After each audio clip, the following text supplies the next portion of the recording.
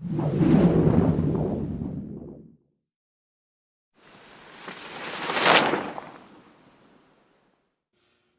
Ives again with Outdoor Rec. Going to go through how to remove the wax when I restored wax last time.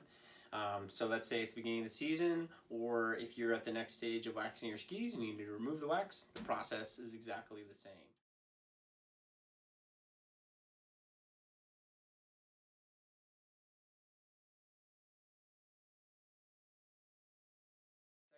But in general, to get rid of the most wax at once, I really recommend a plastic scraper. I'm going to flip this around so you can see me a little better.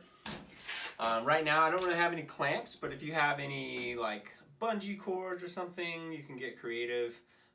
Leash it to your table, leash it to the vise, etc. I mean, there's a couple different ways to do it. But right now all I'm going to do is I'm going to push against the ski so the binding is pushing against that clamp. And like I said, doesn't have to be perfect. You're just getting the bulk amount of wax off. Similar to scraping P-Tex, I can either kind of hold the scraper like this and then just push away from me. Some people like to hold it like that.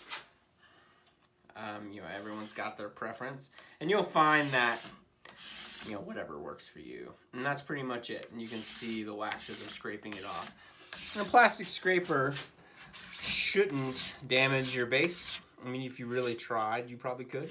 But in general, just keep going till you're not seeing any of this wax coming off. And you're still leaving behind a good amount of wax for you to ski on. If you didn't scrape it, then if you try to go ski, this is actually more like Velcro in this stage versus this. And that is scraping wax off. And we'll move on to the next step here in a second. Okay, so I've removed most of the wax. You can see the mess I made. The next step is I would recommend getting the wax off the edges. You don't have to do it, but it does clean it up nice. It does make it look a little more professional. So you can see it right here on my finger. Really, I'm going to use this little notch.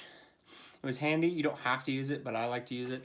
And then all I'm going to do is just push down and go down the length of the ski. This isn't going to dull your edges or anything. If anything, it'll help kind of clean them up. If you didn't do this, you would, the first couple turns on the snow, you would get rid of this. But from a shop perspective, I think it's worth doing because it just makes it look nice. Because sometimes, especially on the side edges here, the excess wax will kind of dribble over and it just looks unprofessional. Yeah, so I'm like right here. Hard to see in this light once again, but right there. So I'm just gonna go over, clean that up, and that's cleaning up our edges.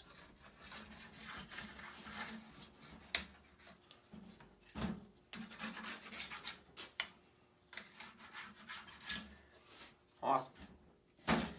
So next step, as I mentioned earlier, the plastic scraper gets most of the wax off. If you want to think of it this way, in 10 seconds or less, I'll try, as think of a base of like peak and valleys, like I mentioned, iron skillets. As we put wax in them, it kind of fills in those peaks and valleys. And we want these grooves in the base of our skis because that helps disperse water. Think of like tread on your tire. Ball tires are really good for racing, but not good in the rain, which is pretty much what you're doing. As you're skiing, you're melting snow as you're coming down the length of your ski, and it turns into a really thin layer of water, and you have to do something with that water. So we want to keep those grooves in our skis, and that's what having a Scotch-Brite pad, and this is a horsehair brass brush combo. And what I'm going to do first is I'm going to clean this up. It also helps it look good and kind of hide some of those plastic scrapes. But I don't know if you can start to see it, but you'll see a little bit of dust, and that's just removing a little bit more wax. And I'm just applying pretty good pressure and always going in length of the ski or snowboard. Brass, I'll start here just to show it to you a little better. But as you start to scrape, you can see all that little particles of wax coming out. And really what you're doing with the brush is you're getting into those grooves and pushing it out. Now allowing those grooves to still be there, but now they just have a thin layer of wax on them.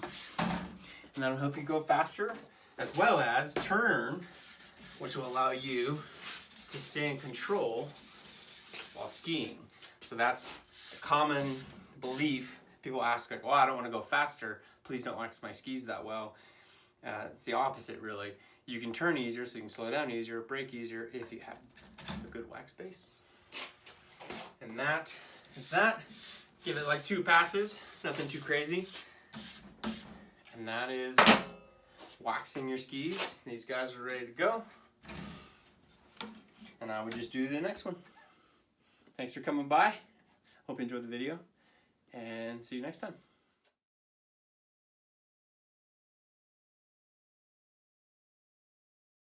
Stay tuned for more adventure tutorials, tech tips, live Q&A sessions, and more here on our Facebook page. And from all of us at USAFA Outdoor Adventure Programs, be well and keep the adventure alive.